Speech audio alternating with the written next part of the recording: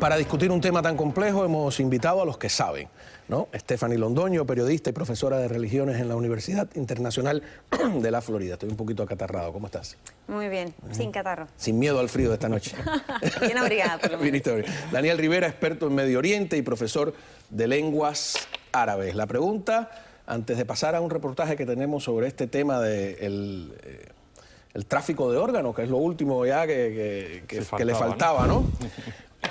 Estados Unidos no está en guerra contra el Islam, dice el presidente Barack Obama, y ya estaba escuchando en algunas estaciones de radio y televisión, ¿y contra quién estamos en guerra?, se pregunta.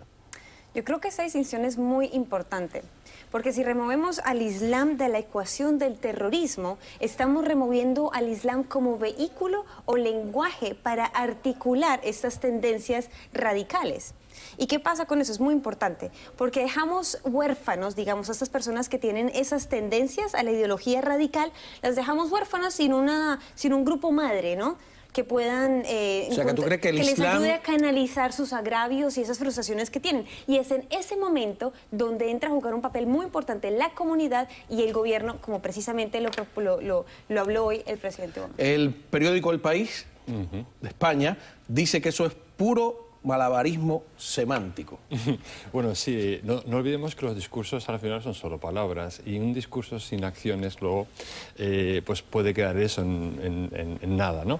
Pero desde luego que es muy importante cuando él hace esta distinción de que el Islam es parte de la solución. Entendemos que grupos como ISIS y otros grupos extremistas son una minoría dentro del Islam.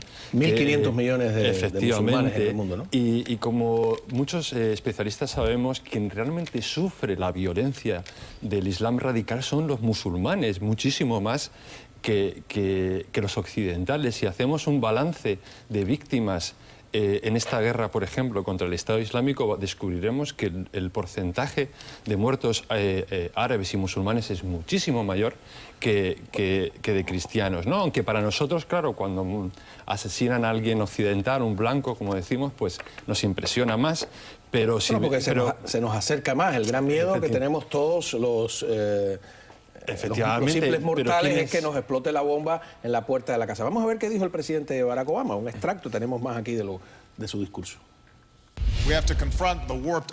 Tenemos que hacer frente a las retorcidas ideologías promulgadas por los terroristas como Al-Qaeda e ISIS, especialmente por su intento de utilizar el Islam para justificar su violencia. Estos terroristas están desesperados por conseguir legitimidad, y todos nosotros tenemos la responsabilidad de refutar la idea de que grupos como ISIS representan de alguna manera el Islam, porque eso es una falsedad que han adoptado los terroristas en su discurso. Ahora, me llama la atención que la cumbre ni siquiera se atrevió a poner el nombre de terrorismo. Cumbre contra el extremismo violento. Mi pregunta, ¿hay un extremismo pacífico? Sí, lo hay, por supuesto. Hay grupos de extrema derecha, hay grupos de extrema izquierda, hay grupos... Y el extremismo no siempre... sí, yo no estoy de acuerdo con el extremismo, pero en el discurso político hay un espectro muy amplio y desde luego que hay ideas muy radicales, ¿no? Tanto en la derecha como en la izquierda, en la religión como en el laicismo, ¿no? Que yo creo que son minorías al final, ¿verdad? Así que sí, creo que son a veces... eufemismos, quizá quiere decir que para mí no es tan importante hacer esas distinciones, ¿no?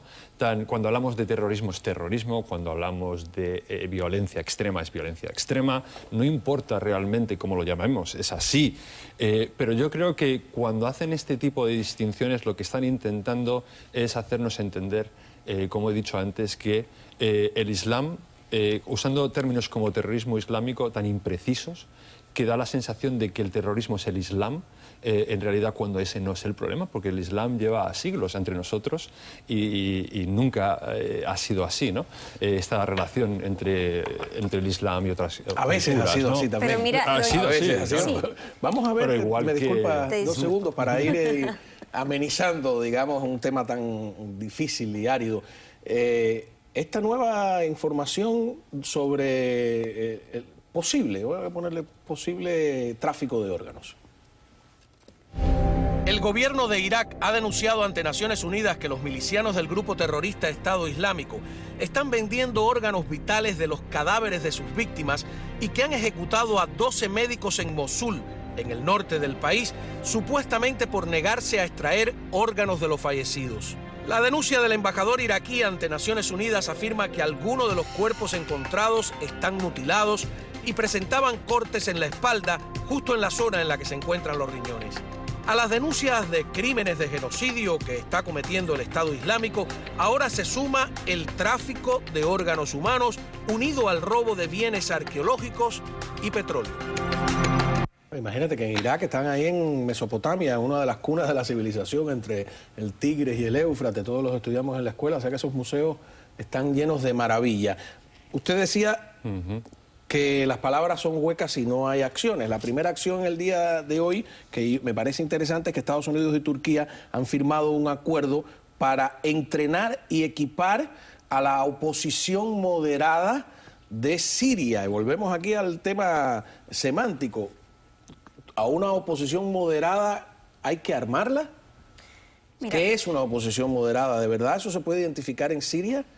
Mira, yo creo que principalmente, como dijo Joe Biden, me parece que dijo, lo expuso muy bien. Dice que necesitamos una solución que vaya más allá de lo militar. Y en este caso hay que hacerlo de abajo para arriba. Y es muy importante precisamente utilizar el tipo de lenguaje. Lo que están tratando de hacer es no alimentar la retórica que está proponiendo este grupo ISIS, porque al hacerlo lo estamos empoderando. Te voy a dar un ejemplo bien sencillo para aquellos que les gusta el fútbol, ¿verdad? Haz de cuenta que hay un equipo de fútbol y no es muy bueno para nada, pero la FIFA les da el reconocimiento como un equipo legal y tienen acceso a torneos, tienen acceso al mundial, lo que puede ser fatal.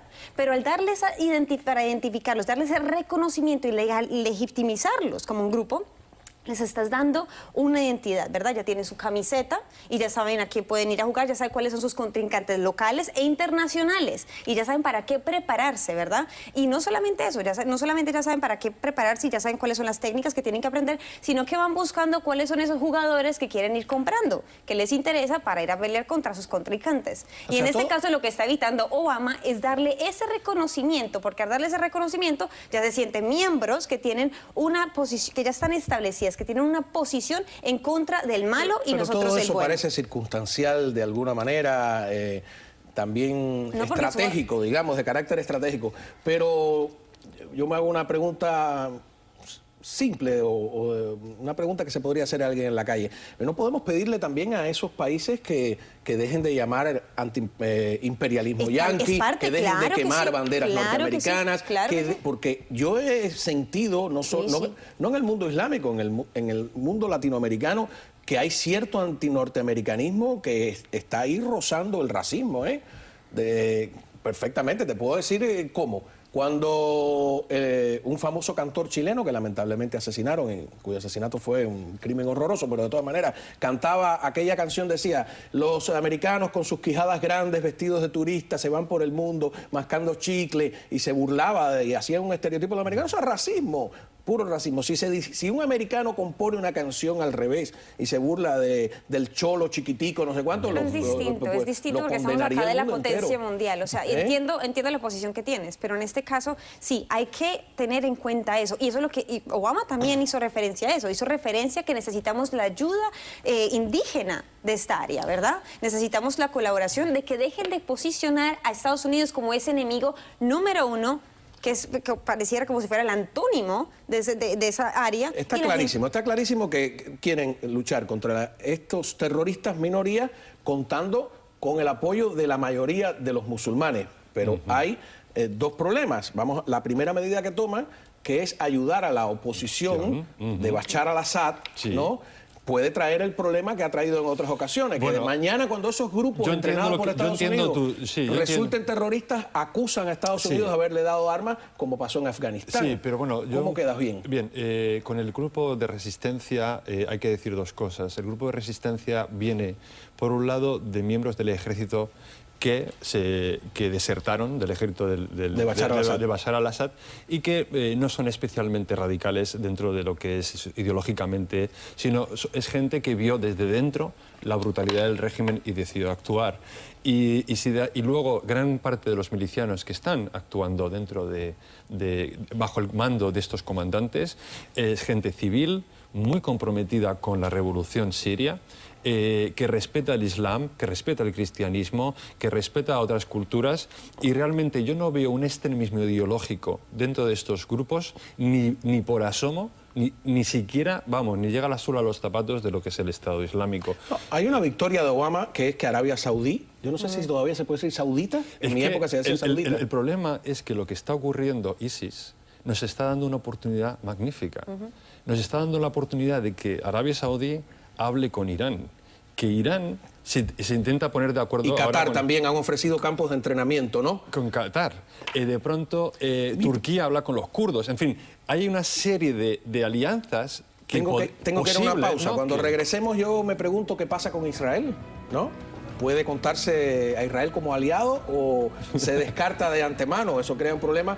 Y algunas fotografías que hay por ahí dando vueltas por internet, yo quiero que ustedes opinen sobre ellas, sobre el avance o el atraso supuestamente que ha ocurrido en algunos lugares, ¿no? Aquí esto supuestamente es en Irán, 1979, en el 2012, y hay otras fotos, creo que es en el propio Afganistán, 1967, y ahora en el 2011. Son fotografías comparativas de...